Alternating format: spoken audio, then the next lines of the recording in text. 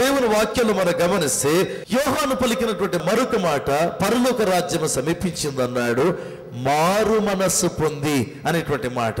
ఏంటి మారు మనస్సు పొంది? ప్రియమైన వాళ్ళారు, అసలు మారు మనస్సు అంటే ఏంటి?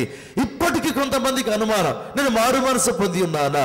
ఒకసారి మనం పరీక్షించుకుందాం. కొరింథీయులకు రాసిన 2వ పత్రిక 7వ అధ్యాయం 10వ వచనం. దైవ చిత్తానుసారమైన దుఃఖము రక్షణార్థమైన మారు మనసును కలుగచేయును. ఈ మారు మనసు దుఃఖమును పుట్టించదు, అయితే లోక సంబంధమైన దుఃఖము మరణమును కలుగచేయును. చూడండి, దేవుని వాక్యంలో దైవ చిత్తానుసారమైనటువంటి దుఃఖం, ఈ మారు మనసు మళ్ళీ రాయబడిన దుఃఖము పుట్టించదు. రక్షణ అనేటువంటిది ఎట్లా కలుగుతుందంటే, ప్రియమైన వాళ్ళారా, దైవ చిత్తానుసారమైనటువంటి దుఃఖం అనేటువంటి మాట. ఇవాళ ఉదయం 8 గంటలకంతా ఒక వ్యక్తి ఒక ప్రాంతం నుంచి రావడం జరిగింది. ఆ వ్యక్తి రావడం, వచ్చి నిలబడడంతో అర్థమైంది బాగా త్రాగి ఉంటున్నాడు. సో అతని బిహేవియర్ వేరే విధంగా ఉంది. అతడు నా దగ్గరికి వచ్చి నిలబడి చెప్పినటువంటి మాట, నాకు బాప్తిస్మం కావాలి అన్నాడు. అయ్యో, నీకు ఎందుకు బాప్తిస్మం? అతడు చెప్పినటువంటి మాట ఏదంటే, ఇదిగో నేను త్రాగుడు అలవాటు కలిగి ఉన్నాను, ఇతర అలవాట్లు కలిగి ఉన్నాను, ఇక విడిచిపెట్టాలనుకుంటున్నా, మీరు బాప్తిస్మం ఇస్తే నేను విడిచిపెడతాను. ప్రియమైన వాళ్ళారా, చాలా మంది పొరపాటు చేస్తారు. కొద్దిమంది దైవ సేవకులు కూడా ఈ పొరపాటు చేస్తారు. మారు మనస్సు పొందిన వారికి బాప్తిస్మము, కానీ బాప్తిస్మము పొందితే మారు మనస్సు కాదు. ఆ యొక్క బండికి ముందు ప్రక్క భారవాహక పశువును కట్టాలి, వెనక్కి కడితే బండి వెనక్కి పోతుంది. అతడు అంటాడు, నేను త్రాగుడు విడిచిపెడతాను. ఎప్పుడు విడిచిపెడతాను? మీరు బాప్తిస్మం ఇస్తే విడిచిపెడతాను. అతనిలో ఒక ఉద్రేకం ఉంది, కానీ పరిశుద్ధాత్మ దేవుడు అతను ఒప్పింపజేస్తే, అయ్యో నేను పాపం చేస్తున్నానే అనేటువంటి దుఃఖము కలగడం లేదు అతనికి. అయితే అతను అంటాడు, నువ్వు బాప్తిస్మం ఇస్తే నేను, అంటే ఒక ఉద్రేకం వచ్చింది. ఒక దైవ సేవకుడు బాప్తిస్మం ఇస్తే నేను త్రాగడం మానుకుంటా. అయితే బైబిల్ ఏమని చెప్తుందంటే, రక్షణ లేదా మారు మనస్సు దుఃఖముతో ప్రారంభమవుతుంది. ఏ విధమైన దుఃఖం? దైవ చిత్తానుసారమైనటువంటి దుఃఖం. పరిశుద్ధాత్మ దేవుడు ఆ దుఃఖాన్ని ప్రేరేపించడం ప్రారంభిస్తాడు. ఇప్పుడు బాప్తిస్మం ఇచ్చేటువంటి యోహాను మారు మనస్సును గురించి చెప్తుంటున్నాడు. ఏంటి ఆ మారు మనస్సు? మొట్టమొదటి దేవుని ఆత్మ ప్రేరేపించాలి. రెండవదిగా చూస్తాం, యోబు గ్రంథం 42వ అధ్యాయం 6వ వచనం. కావున నన్ను నేను అసహించుకొని ధూళిలోను బూడిదలోను పడి పశ్చాత్తాపడుచున్నాను. ఇక్కడ యోబు ఒక సెన్సేషనల్ స్టేట్మెంట్ ఇచ్చాడండి. అది మామూలు స్టేట్మెంట్ కాదు. యోబు గ్రంథం అంతా ఒక ఎత్తు. ప్రియమైన వాళ్ళారా, 42వ అధ్యాయం 6వ వచనంలో యోబు చెప్పింది ఒక ఎత్తు అండి. యోబు యొక్క 4 స్నేహితులు యోబు దగ్గరికి వచ్చారు. వచ్చి యోబుతో మాట్లాడతారు, యోబు నువ్వు తప్పు చేశావు, అందుకే దేవుని కోపం నీ మీదకి వచ్చింది. యోబు అంటాడు, నేను తప్పు చేయలేదు, నేను తప్పు చేయలేదు, దేవుడు నిష్కారణంగా నన్ను శిక్షించాడు. కాబట్టి ఇన్ని అధ్యాయాలు ఒకటే ఒక వాదం, వాగ్వివాదం, ఒకటే ఒక సంఘర్షణ. చివరికి యోబు తనకు తాను నీతిమంతుడై ఉన్నాడని అనుకోని ఇంకా మాట్లాడడం మానేశారంట.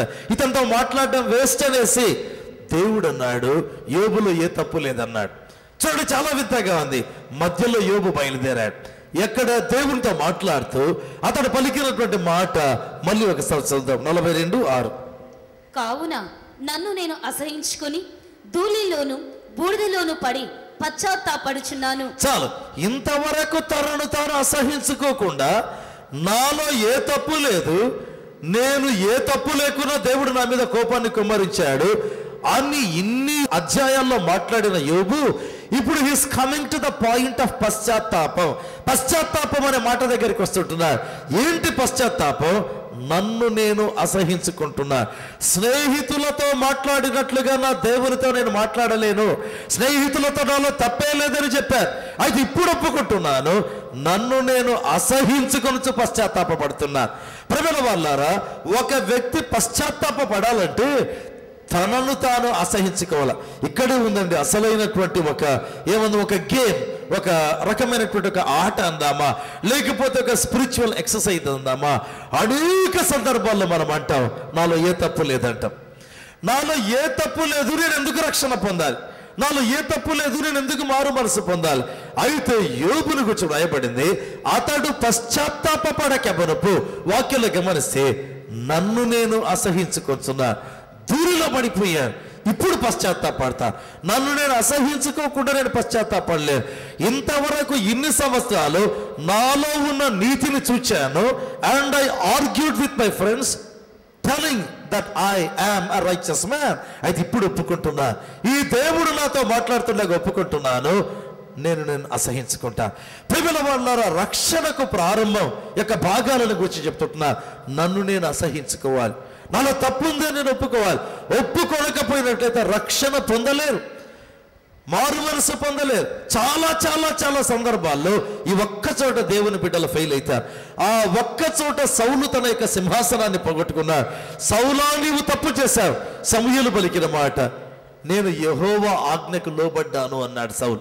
నేను తప్పు చేశాను అంటే దావీదు వచ్చేవాడా లేదా అది వేరే విషయం. అయితే దావీదును దేవుడు ఎందుకు కనుగొన్నాడంటే దావీదు కూడా తప్పు చేశాడు. అయితే ప్రవక్త వచ్చి చెప్పినప్పుడు నీవే మనుష్యుడవు అంటే నేను తప్పు చేశానన్నాడు. హీ కన్సిడర్డ్, ఒప్పుకున్నాడు తాను తప్పు చేసినట్టుగా.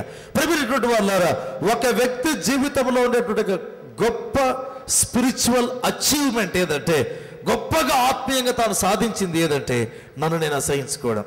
ఎప్పుడు మన జీవితంలో తెలుసుకోవాలి ఏదంటే మనకుండేటువంటి నీతి మన దేవుని సన్నిధానంలో మురికి పేలికల్లాగా ఉంటుందండి. దట్స్ ఆల్, అంతే.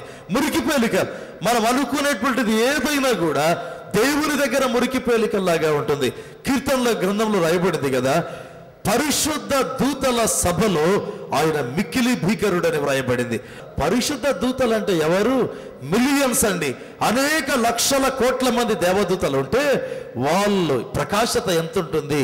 ఒక దూత నిలబడితే భూమి అట్లా ప్రకాశిస్తుంది. అంత వెలుగును వెలిగింపజేసే దూతలు నిలబడితే వాళ్ళందరిలో దేవుడు మిక్కిలి భీకరుడు. ఎంత ప్రకాశవంతుడో దేవుడు అంటే వారి ఎదుట ఈ దూతల యొక్క వెలుగు మహిమ ఎంత తక్కువ. ప్రేమైనటువంటి వాళ్ళారు, అయితే మనం తెలుసుకోవాలి. అందుకే బైబిల్లో రాయబడింది మన నీతి దేవుని సన్నిధానంలో మురికి పేలికలు.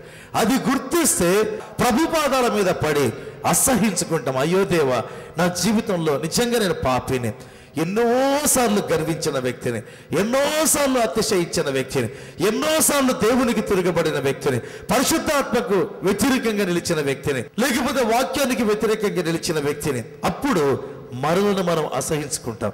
అసహించుకొని పశ్చాత్తాపడ్డాడట. చూడండి, మరొక భాగం చూద్దాం. యోనా గ్రంథం 3వ అధ్యాయం 4వ వచనం.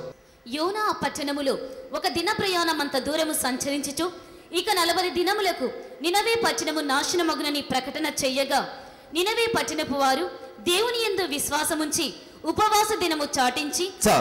ఇక్కడ చూస్తే ఆ యొక్క నినవే పట్టణస్తులు ఉపవాసం ఉండారు, మారు మనసు పొందినట్టుగా వ్రాయబడింది. అయితే ఎందుకు మారు మనసు పొందారంటే యోనా ప్రకటించిన మాటకు. ఏంటి ఆ మాట? ఇక 40 దినములకు దేవుని అగ్ని దిగి వస్తుంది. రాబోయే ఉగ్రతకు వీళ్ళు భయపడ్డారు. దేనికి భయపడ్డారు? రాబోయే ఉగ్రత.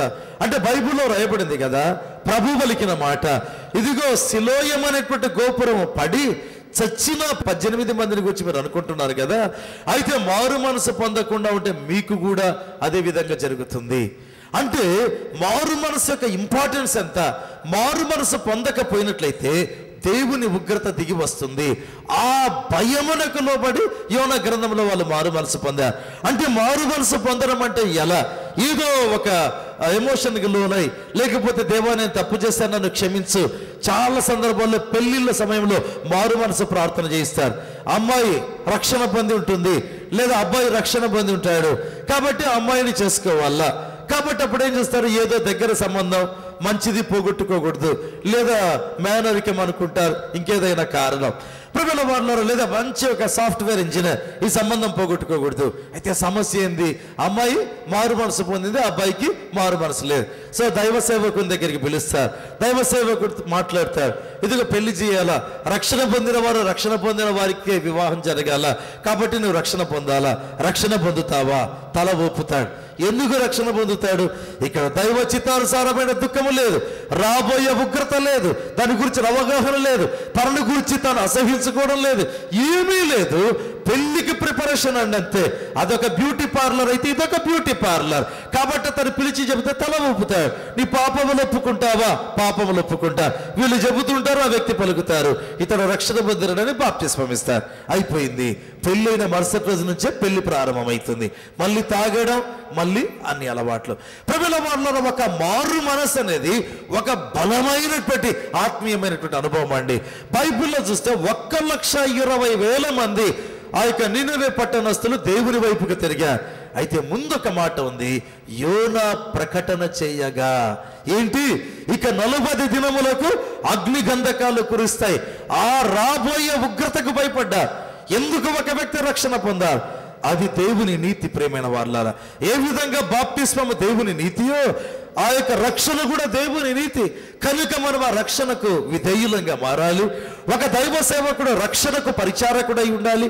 కనుక బైబిల్లో గమనిస్తే ఆ రాబోయే ఉగ్రతను చూచి 1,20,000 మంది నినవే వాసులు మారు మనసు పొందారు. మన జీవితంలో రక్షణ పొందాలి అంటే, రక్షణ పొందకపోతే ఆ ఒక్క దేవుని కార్యం మనకు ఆత్మీయ జీవితంలో లేకపోతే హృదయంలో జరగకపోయినట్లయితే నరకం, మండుచుండేటువంటి అగ్ని, అక్కడ దాహం తీరదు, నాలుక చల్లారదు. ప్రేమల వాళ్ళ పాతాలలో యాతనలు ఉంటాయి. ఒక్కసారి ఊహించి అయ్యో లోకం ఎట్లుంటుందో కూడా నేను చూడలేనని చెప్పి భయపడి దేవుని దగ్గర సరెండర్ కావాలండి. అంటే పాపములు ఒప్పుకోవడం ప్రారంభించాలి.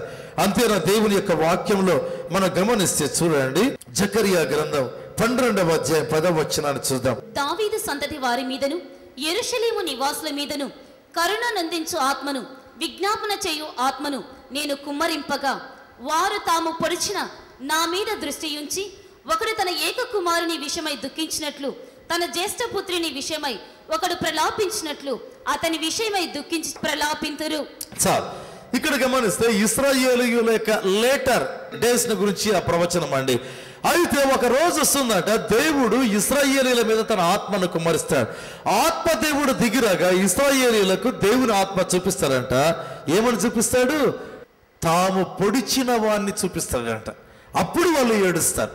అప్పుడు వాళ్ళు తమ ఏక కుమారుని కొరకై విలపించినట్లుగా ఏడ్చి పశ్చాత్తాపపడి దేవుని వైపుకి దిగుతారు. ఒక వ్యక్తి మారు మనసు పొందాలంటే ఏం చేయాలి? వరుసగా చూస్తుంటున్నా, తాము పొడిచిన వాని వైపు చూడాలండి.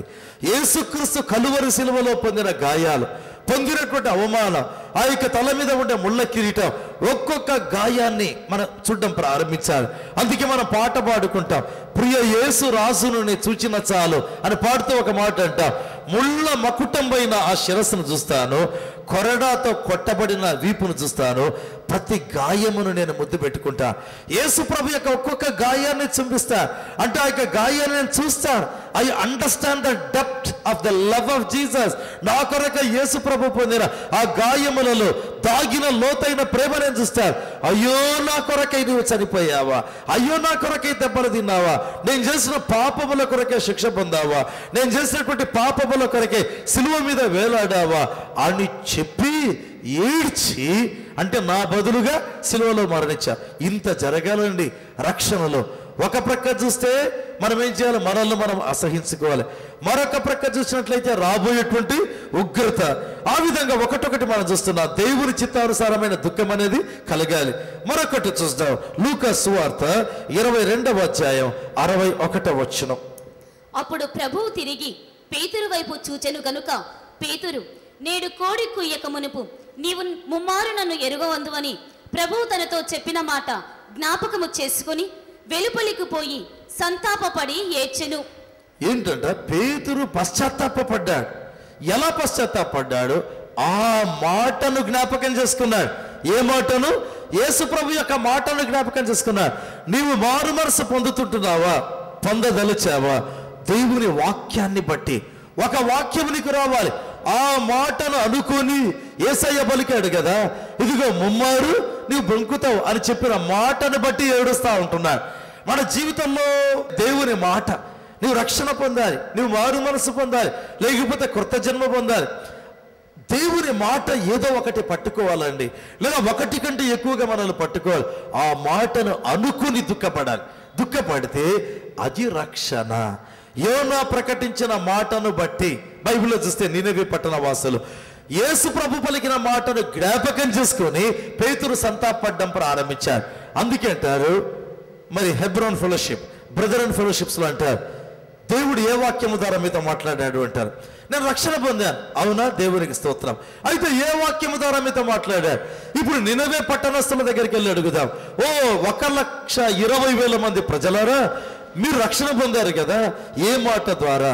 వాళ్ళు అంటారు, యోనా చెప్పిన మాట ఉందే, ఆ మాటకు భయపడి మేము మారు మనసు పొందా. పేతురు, నీవెందుకు ఏడ్చావు? యేసు ప్రభు చెప్పిన మాట ఉంది కదా, ఆ మాటను బట్టి నేను మారు మనసు పొందా.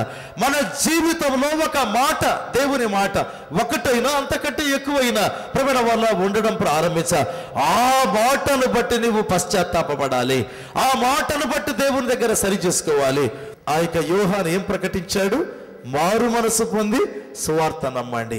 ప్రియమైన వాళ్ళారా, బైబిల్ గ్రంథంలో మనం గమనిస్తే యేసుక్రీస్తుకు ముందున్నటువంటి వారిలో అత్యంత శక్తివంతమైన ప్రీచర్ అండి, even the most successful minister ఎవరంటే బాప్టిస్మం ఇచ్చే యోహాన్. ఏంటి కారణం?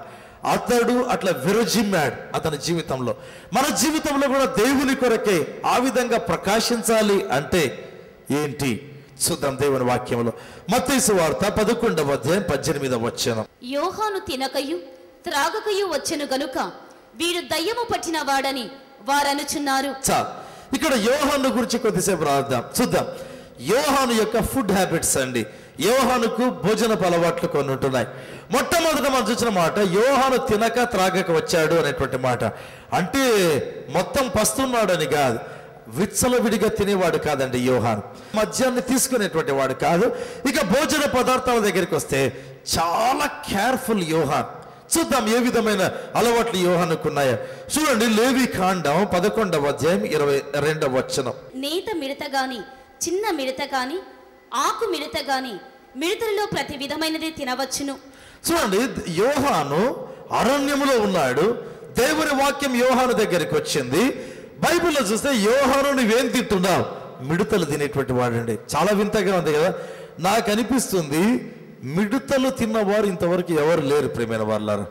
ఎందుకంటే నేను కూడా ప్రభు యొక్క కృపలో కొన్ని దేశాలు తిరిగాను, చాలా ప్రఖ్యాతిగాంచినటువంటి హోటల్స్లో భోంచేశాను. నత్తలు తినేవాళ్ళు ఉన్నారు, పీతలు తినేవాళ్ళు ఉన్నారు, తర్వాత పాములు తినేవాళ్ళు ఉన్నారు, మిడతలు తినేవాళ్ళు ఎక్కడ చూడలేదండి. అయితే యోహాన్ అంట మిడతలు తినేటువంటి వాడు. ప్రియమైన ఏంటి మిడతలు? ఇంతవరకు చూసాం కదా, లేవి 11:22లో మిడతలు తినవచ్చు, అన్ని రకాలైన మిడతలు తినవచ్చు. లేవి కాండంలో రాసింది. నాకు అనిపిస్తుంది ఒకవేళ ఏదైనా ఒక మిడత తినకూడదు, ఇంకొక మిడత తినవచ్చు అంటే పొరపాటున తినకూడని మిడత ఎక్కడ తింటాడో అనేటువంటి ఒక భయం ఉందేమో. సో ఎక్కడ తనకు లిబర్టీ ఉందో, ఏ మిడత తిన్నా కూడా ప్రాబ్లం లేదనమాట. అలాంటి ఒక ఆహారపు అలవాటును తెచ్చుకున్నాడు ఎవరు? బాప్తిస్మం ఇచ్చేటువంటి యోహాన్. అలాంటి ఒక ఆహారపు అలవాటు అంటే బైబిల్లో స్టడీ చేసి ఏ విధమైన ఆహారం తాను తినవచ్చు అని బైబిల్ బేస్డ్ ఫుడ్ హ్యాబిట్స్ కలిగినటువంటి వాడు, బైబిల్ ఆధారమైనటువంటి ఆహారపు అలవాట్లు కలిగినటువంటి వాడు. ప్రియమైన వాళ్ళ తర్వాత చూద్దాం, రాజుల 2వ గ్రంథం 1వ అధ్యాయం 8వ వచనం. అందుకు వారు, అతడు గొంగలి ధరించుకుని నడుముకునకు తోలు దట్టి కట్టుకున్నవాడని ప్రత్యుత్తరం ఇయ్యగా. చాలు, ఇక్కడ చూస్తే ఏలీయాను గురించి వ్రాయబడింది. అతడు గొంగలి ధరించుకున్నాడు, నడుముకు తోలు దట్టి కట్టుకొని ఉంటున్నాడు. తర్వాత బాప్తిస్మం ఇచ్చేటువంటి యోహాను గురించి కూడా వ్రాయబడింది. ఒంటె రోమముల వస్త్రము ధరించినటువంటి వాడు. వింతైనటువంటి వస్త్రధారణ, వింతైనటువంటి ఆహారపు అలవాట్లండి ఎవరికి? బాప్తిస్మం ఇచ్చేటువంటి యోహానుకు. ప్రజల వాళ్ళారా, బైబిల్లో గమనిస్తే జకర్యా గ్రంథం 13వ అధ్యాయంలోనికి వెళ్దాం, 4వ వచనం. ఆ దినమున తాము పలికిన ప్రవచనములను బట్టి, తమకు కలిగిన దర్శనమును బట్టి ప్రవక్తలు సిగ్గుపడి ఇకను మోసపుచ్చకూడదని గొంగలి ధరించుట మానివేయుదురు. ప్రవక్తల వస్త్రాలు గొంగలే అండి. వాళ్ళు చెప్పిన ప్రవచనాలు నెరవేరకపోతే వాళ్ళు ఏం చేశారంటే ఇంకా తాము కప్పుకునే గొంగలు తీసివేసి, ఎందుకంటే ఇకను మేము ప్రవక్తలము కాదు అని ఆ గొంగలి తీసివేసినట్లుగా వ్రాయబడింది. అంటే గొంగలి ప్రవక్తకు గుర్తు. బైబిల్లో చూస్తే ఏలియా గొంగలి ధరించేవాడు. అదే రకమైన వస్త్రధారణలో బాప్తిస్మం ఇచ్చే యోహాను కనిపించాడు. ఇప్పుడు ఒక ప్రశ్న ఏంటంటే, బాప్తిస్మం ఇచ్చేటువంటి యోహాను బాల్యం ఒకటి ఉంది, యవ్వనం ఒకటి ఉంది. యవ్వనం తర్వాత తను చనిపోయాడు. వృద్ధాప్యము రాలేదు, నడి వయస్సు కూడా రాలేదండి. ప్రాబబ్లీ 30+ ఆ మధ్య యోహాను చనిపోయి ఉండవచ్చు. సరే, ఇప్పుడు యొక్క బాప్తిస్మం ఇచ్చే యోహాను బాల్యములో నైనా యవ్వన ప్రాయంలో ఎలాంటి వస్త్రాలు ధరించాడు? మనం గమనిస్తుంటాం, ఈ లోకంలో యవనస్తులు అనేటువంటి వాళ్ళు ఉంటున్నారు. చూసినట్లయితే లోకంలో ఏది ఫ్యాషన్ అయితే ఆ రకమైనటువంటి వస్త్రాలను ధరించాలి అని ఇష్టపడడం ప్రారంభిస్తారు. ఇక ఏ రకమైనటువంటి తల వెంట్రుకల హెయిర్ స్టైల్ అంటే ఆ రకమైనటువంటి తల వెంట్రుకల హెయిర్ స్టైల్ అంటే లోకము పోకడల్లో తాము ఒకటిగా ఉండాలంటారు. అయితే ఇక్కడ ఒక యంగ్ మ్యాన్ ఉంటున్నాడు, ఈ యొక్క బాప్తిస్మం ఇచ్చే యోహాను. అతని వస్త్రధారణ ఎవరికి ఉండదు ఇశ్రాయేలు దేశంలో. ఒక వింతైనటువంటి వస్త్రధారణ, ప్రేమైన వాళ్ళారా, ఒక వింతైనటువంటి ఆహారపు అలవాట్లు. ఎగ్జాక్ట్ గా తను ఏ రకమైన వస్త్రాన్ని ఎంపిక చేసుకున్నాడు అంటే ప్రవక్తల వస్త్రాన్ని ఎంపిక చేసుకున్నాడు. ఏమైనా బాగుంటుందా? గొంగలిలో ఏముంది? ఊదారంగు వస్త్రములో బాగుంది. యోహాను అనుకున్నట్లయితే ప్రేమల వాళ్ళ ఊదారంగు వస్త్రాలు కొన్ని బీరువాలకు పెట్టుకోవచ్చండి, అందరూ తెచ్చిస్తారు యోహానుకు. అయితే యోహాను ఊదారంగు వస్త్రము కాదు. బైబిల్లో గమనిస్తే అతడు ప్రవక్తల వస్త్రాన్ని ధరించుకుంటా ఉంటున్నాడు. అంటే ప్రవక్తల యొక్క నమూనాలోనికి తన జీవితాన్ని మార్చుకుంటున్నాడు. మన జీవితాన్ని తెలుసుకోవాలి, అనేక మంది దేవుని చేత వాడబడాలి అనేటువంటి తలంపు కలిగి ఉంటారు. ఇప్పుడు నేను వస్త్రాన్ని గురించి మాట్లాడడం లేదు, లేకపోతే ఆహారపు అలవాట్లని గురించి మాట్లాడడం లేదు. అసలు మన జీవిత విధానమే ప్రవక్తల లైఫ్ స్టైల్లోనికి రావాలి. దేవుడు మనకిచ్చినటువంటి సేవ నమూనా యొక్క బ్లూ ప్రింట్ అందామా, ఆ యొక్క బ్లూ ప్రింట్ లోనికి మనం రావాలి. మన జీవితాన్ని ఆ విధంగా మలచుకోవడం ప్రారంభించాలి. అప్పుడే దేవునికి మహిమకరమైన సాధనాలు అవుతాం. అయితే అనేక సందర్భాల్లో మనం ఏమవుతామంటే లోకపు పోకడలకు అనుకూలంగా అనుసరించి వెళ్ళేటువంటి వారంగా ఉంటాం. ఎందుకు బాప్తిస్మం ఇచ్చి యోహాను అంత శక్తి కలిగిన వాడంటే ప్రతి విషయంలో తన ఒక విభిన్నమైనటువంటి వ్యక్తి, ప్రతి విషయంలో ఒక విభిన్నమైన వ్యక్తి. దేవుడి దినాల మనతో మాట్లాడుతుంటున్నాడు. మరి మన జీవితంలో దేవుని చేత వాడబడాలి అనే తాత్పర్యం కలిగి ఉంటాం. అయితే నిజంగా ఎంత మట్టుకు మన లోక సంబంధమైన పోకడలకు అనుకూలంగా ఉండకుండా ఉంటున్నాం. చూడండి, బైబిల్లో చూస్తే రోమీలకు రాసినటువంటి పత్రిక 12వ అధ్యాయం 2వ వచనం. మీరు ఈ లోక మర్యాదను అనుసరింపక ఉత్తమమును అనుకూలమును సంపూర్ణమైన దేవుని చిత్తమేదో పరీక్షించి తెలుసుకున్నట్లు మీ మనస్సు మారి నూతన మగుచ వలన రూపాంతరము పొందుడి. నూతన పరచబడటం, రూపాంతరపరచబడడం ఎప్పుడైతుందంట? ఈ లోక మర్యాదను అనుసరింపక. లోకానికి ఒక మర్యాద ఉంది, లోకానికి ఒక పద్ధతి ఉంది, లోకానికి ఒక పోకడ ఉంది, లోకంలో ఒక వింత వస్త్రధారణ ఉంది. ప్రియమైనటువంటి వాళ్ళారా, ఇటీవల ఒక గొప్ప దైవ సేవకుని గురించి నేను విన్నా. ఒక ప్రముఖమైన పట్టణంలో దేవుని సేవకుడిగా ఉంటున్నాడు. ఓ మంచి సేవ, ప్రియమైన వాళ్ళారా. ఆయన మెసేజ్ ముందైనా, మెసేజ్ మధ్యలోనైనా, మెసేజ్ చివరిలో ఓపెన్గా మాట్లాడేస్తారంట. అంటే ఎవరైనా ఈ రకమైన వస్త్రధారణ ఉన్నట్లయితే నా చర్చిలోకి రావద్దండి, చాలా ఖండితంగా మాట్లాడతారు. అయితే ఎక్కువ మంది వస్తుంటారు. ఎందుకంటే ఎంత పరిశుద్ధతను గురించినటువంటి ఎంఫసిస్ ఇస్తాడో ప్రియమైన వాళ్ళారా, ప్రజలు కూడా అదే విధంగా రావడం ప్రారంభిస్తారు. ఈ రోజుల్లో మనం గమనించినట్లయితే వస్త్రధారణ అనేటువంటిది ఏ విధంగా ఉంటుందంటే అసలు వీళ్ళు దేవుని బిడ్డల కాదా అన్నట్టుగా ఉండడం ప్రారంభిస్తుంది. మరీ అసహ్యంగా, అసభ్యంగా ఉండే వస్త్రధారణ మనం చూస్తుంటాం. ఇక జీవిత విధానమైన మనం గమనించవచ్చు. అయితే బైబిల్లో గమనిస్తే ఈ లోకంలో కొన్ని పద్ధతులు ఉన్నాయి. రోమా 12:2 చెప్తుంది, వాటిని మీరు పాటించవద్దండి. అప్పుడే నూతన పరచబడతారు, అప్పుడే ఆ రూపాంతర అనుభవం. యేసుక్రీస్తు కొండ మీద రూపాంతర అనుభవంలోనికి వెళ్ళాడు. And he was link to the saints in heaven. పరలోకంలో ఉండే పరిశుద్ధులతో లింకప్ అయిపోయాడు. ఏంటింత మారమార్తిక అనుభవాలంటే దాన్నే రూపాంతర అనుభవం. ఎప్పుడుంటే రూపాంతర అనుభవం మన జీవితంలో తెలుసుకోవాలి. ఈ లోకపు పోకడలకు అనుకూలంగా మనం ఉండకూడదు, ఈ లోక మర్యాదను అనుసరించకూడదు. అది బాప్తిస్మం ఇచ్చే యోహాను జీవితంలో ఉండే ఒక అద్భుతమైన సంగతి.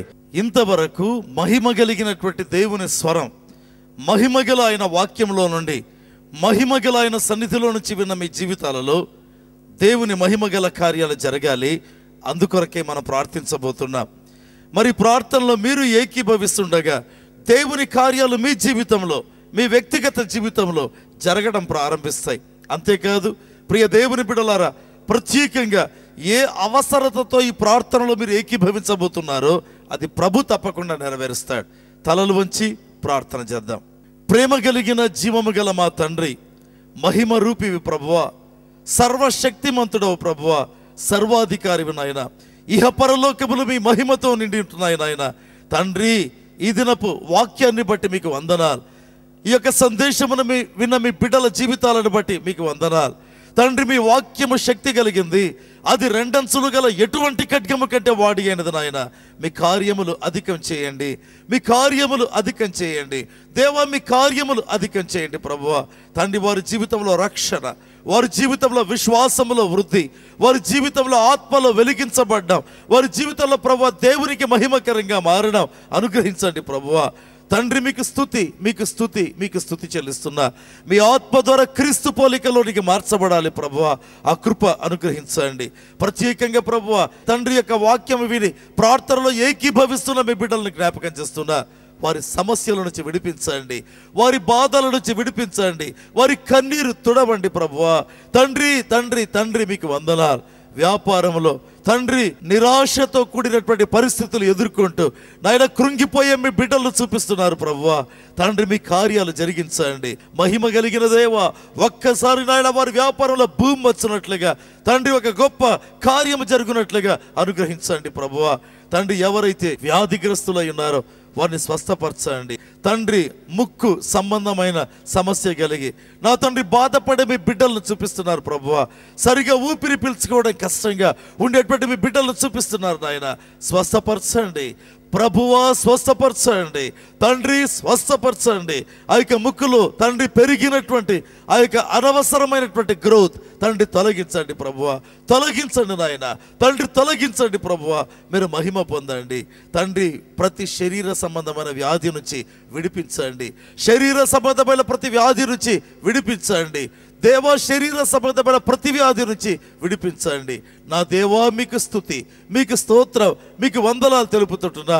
మీ కార్యములు అధికం చేయండి, మీ కార్యములు అధికం చేయండి, మీ కార్యములు అధికం చేయండి తండ్రి, మీ కార్యములు అధికం చేయండి. దయ్యముల చేత పీడించబడే మీ బిడ్డలు ఉన్నారు ప్రభువా. అవి తెచ్చేటువంటి భయంకరమైన తలంపుల ద్వారా బాధించబడి మొత్తబడుతుండేటువంటి బిడ్డలను చూపిస్తున్నారు. విడిపించండి ప్రభువా, విడిపించండి నాయన, విడిపించండి నాయన. తండ్రి, విడిపించమని అడుగుతుంటున్నారు. తండ్రి, దయతో కృపతో ప్రేమతో సహాయం చేయండి నాయన. మీ నామ మహిమార్థమై తండ్రి మీ కార్యములు అధికం చేయండి, అధికం చేయండి ప్రభువా. ప్రతి సమస్య తొలగించండి, అక్రమ సంబంధములు తెంపివేయండి ప్రభువా. విడిపోయిన భార్యాభర్తలు తిరిగి కలుసుకున్నట్లుగా అనుగ్రహించండి ప్రభువా. తండ్రి, చెడు ఆలోచనలు, చెడు అలవాట్ల నుంచి ప్రజలను విడిపించండి ప్రభువా. తండ్రి, మధ్యమునకు బానిసలైన మీ బిడ్డలను విడిపించండి ప్రభువా.